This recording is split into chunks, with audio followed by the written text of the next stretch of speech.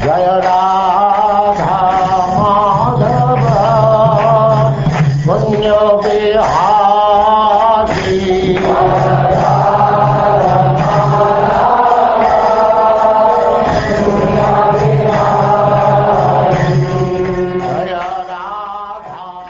And now chapter 11.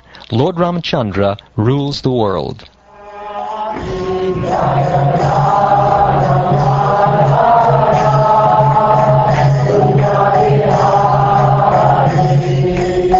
Gopi Jana Vallabha Giribara.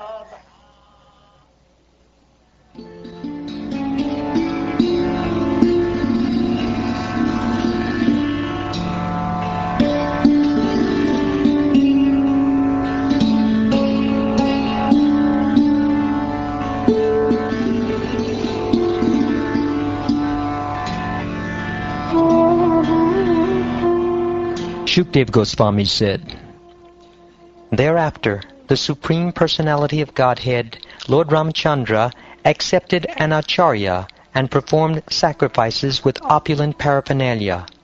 Thus he himself worshipped himself, for he is the Supreme Lord of all demigods. Lord Ramacandra gave the entire east to the Hota priest, the entire south to the Brahma priest, the west to the Advaryu priest, and the north to the Udgata priest, the reciter of the Samveda. In this way he donated his kingdom. Thereafter, thinking that because the Brahmins have no material desires, they should possess the entire world, Lord Ramacandra delivered the land between the east, west, north, and south to the Acharya. After thus giving everything in charity to the Brahmins, Lord Ramacandra retained only his personal garments and ornaments, and similarly the queen, Mother Sita, was left with only her nose ring and nothing else. All the Brahmins who were engaged in the various activities of the sacrifice were very pleased with Lord Ramacandra, who was greatly affectionate and favorable to the Brahmins. Thus, with melted hearts, they returned all the property received from him and spoke as follows. O Lord, you are the master of the entire universe. What have you not given us? You have entered the core of our hearts and dissipated the darkness of our ignorance by your effulgence. This is the supreme gift. We do not need a material donation. O Lord, you are the Supreme Personality of Godhead, who have accepted the Brahmins as your worshipable deity. Your knowledge and memory are never disturbed by anxiety. You are the chief of all famous persons within this world, and your lotus feet are worshipped by sages who are beyond the jurisdiction of punishment. O Lord Ramacandra, let us offer our respectful obeisances unto you.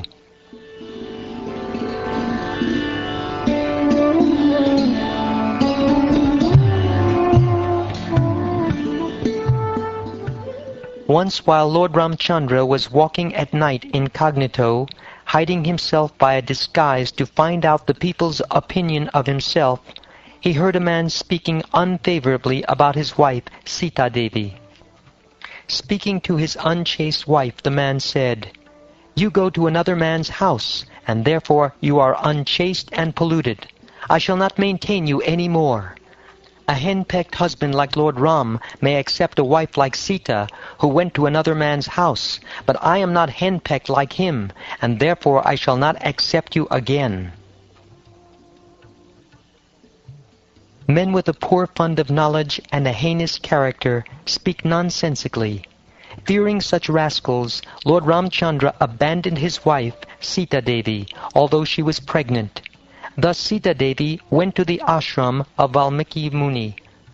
When the time came, the pregnant mother Sita Devi gave birth to twin sons, later celebrated as Lava and Kusha. The ritualistic ceremonies for their birth were performed by Valmiki Muni. O Maharaj Pariksit, Lord Lakshman had two sons named Angada and Chitraketu, and Lord Bharat also had two sons named Taksha and Pushkala. Shatrughna had two sons named Subahu and Shrutasena. When Lord Bharat went to conquer all directions, he had to kill many millions of Gandharvas, who are generally pretenders. Taking all their wealth, he offered it to Lord Ramchandra. Shatrughna also killed a Rakshasa named Lavana, who was the son of Madhu Rakshasa. Thus he established in the great forest known as Madhuvan the town known as Mathura. Being forsaken by her husband, Sita Devi entrusted her 2 sons to the care of Valmiki Muni. Thus, meditating upon the lotus feet of Lord Ramchandra, she entered into the earth. After hearing the news of Mother Sita's entering the earth, the Supreme Personality of Godhead was certainly aggrieved. Although he is the Supreme Personality of Godhead, upon remembering the exalted qualities of Mother Sita, he could not check his grief in transcendental love. The attraction between man and woman, or male and female, always exists everywhere, making everyone always fearful.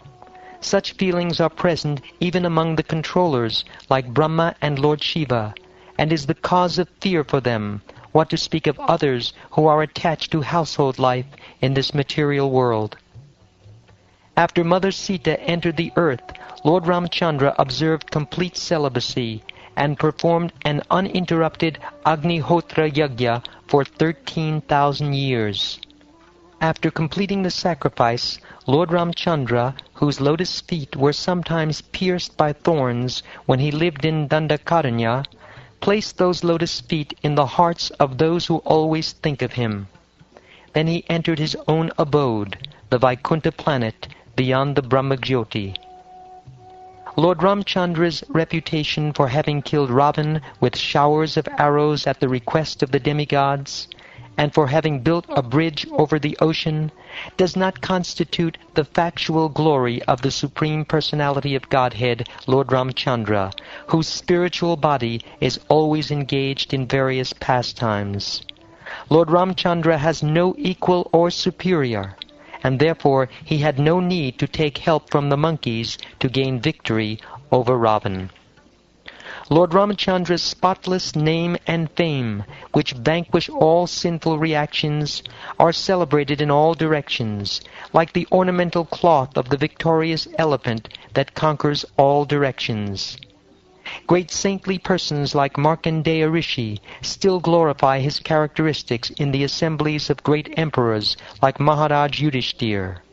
Similarly, all the saintly kings and all the demigods, including Lord Shiva and Lord Brahma, worship the Lord by bowing down with their helmets. Let me offer my obeisances unto his lotus feet. Lord Ramchandra returned to his abode, to which bhakti yogis are promoted. This is the place to which all the inhabitants of Ayodhya went after they served the Lord in his manifest pastimes by offering him obeisances, touching his lotus feet, fully observing him as a father-like king, sitting or lying down with him like equals, or even just accompanying him. O King Pariksit, anyone who orally receives the narrations concerning the characteristics of Lord Ramchandra's pastimes will ultimately be freed from the disease of envy and thus be liberated from the bondage of fruitive activities. How did the Lord conduct himself, and how did he behave in relationship with his brothers, who were expansions of his own self? And how did his brothers and the inhabitants of Ayodhya treat him? After accepting the throne of the government by the fervent request of his younger brother Bharat, Lord Ramchandra ordered his younger brothers to go out and conquer the entire world, while he personally remained in the capital to give audience to all the citizens and residents of the palace, and supervise the governmental affairs with his other assistants. During the reign of Lord Ramchandra, the streets of the capital, Ayodhya, were sprinkled with perfumed water and drops of perfumed liquor, thrown about by elephants from their trunks. When the citizens saw the Lord personally supervising the affairs of the city in such opulence, they appreciated this opulence very much. The palaces, the palace gates, the assembly houses, the platforms for meeting places, the temples and all such places were decorated with golden water pots and bedecked with various types of flags. Wherever Lord Ramchandra visited, auspicious welcome gates were constructed with banana trees and betel nut trees, full of flowers and fruits. The gates were decorated with various flags made of colorful cloth, and with tapestries, mirrors, and garlands. Wherever Lord Ramchandra visited, the people approached him with paraphernalia of worship and begged the Lord's blessings. "O Lord," they said, "as you rescued the earth from the bottom of the sea in your incarnation as a boar, may you now maintain it. Thus we beg your blessings." Thereafter, not having seen the Lord for a long time, the citizens, both men and women, being very eager to see him, left their homes and got up on the roofs of the palaces. Being incompletely satiated with seeing the face of the lotus-eyed Lord Ramchandra, they showered flowers upon him. Thereafter Lord Ramchandra entered the palace of his forefathers. Within the palace were various treasures and valuable wardrobes. The sitting places on the two sides of the entrance door were made of coral. The yards were surrounded by pillars of Vaidurya money. The floor was made of highly polished Marakata money, and the foundation was made of marble. The entire palace was decorated with flags and garlands, and bedecked with valuable stones, shining with a celestial effulgence. The palace was fully decorated with pearls, and surrounded by lamps and incense. The men and women within the palace all resembled demigods, and were decorated with various ornaments, which seemed beautiful because of being placed on their bodies. Lord Ramacandra, the Supreme Personality of Godhead, chief of the best learned scholars, resided in that place with his pleasure potency, Mother Sita, and enjoyed complete peace. Without transgressing the religious principles, Lord Ramchandra, whose lotus feet are worshipped by devotees in meditation, enjoyed with all the paraphernalia of transcendental pleasure for as long as needed.